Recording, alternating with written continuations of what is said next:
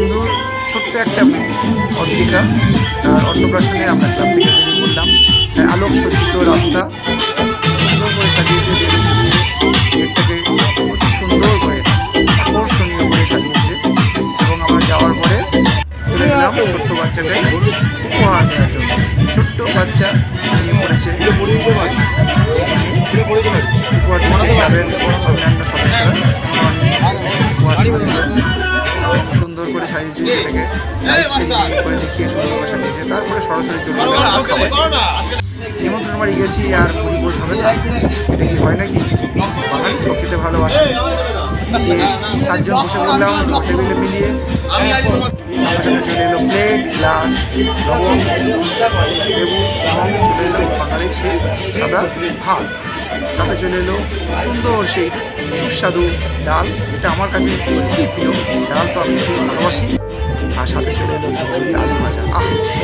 চমৎকার ঝুড়ি আলু ভাজা এবং ডাল দিয়ে খাওয়া শুরু করলাম, এবং প্রায় শেষের পথে শেষও করে ফেললাম।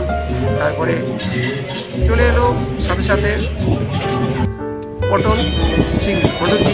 তারপরে খাবারটা দেখাচ্ছি, পটল চিংড়ি আসবে। চলে এলো আমাদের তন্ময় বলছে যে কোনো সমস্যা নেই, তুমি চালিয়ে যাও, আমি আছি, আমি তোমাকে।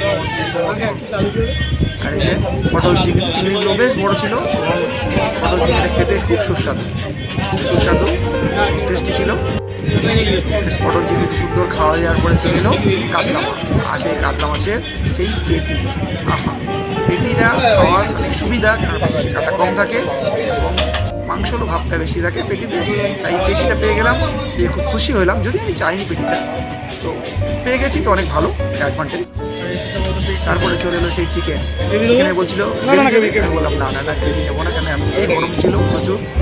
আর এই গরমের মধ্যে মাছ, মাংস আর গ্রেভিটা আমি একটু পছন্দও করি না। 2 পিস মাংস নিয়ে নিলাম।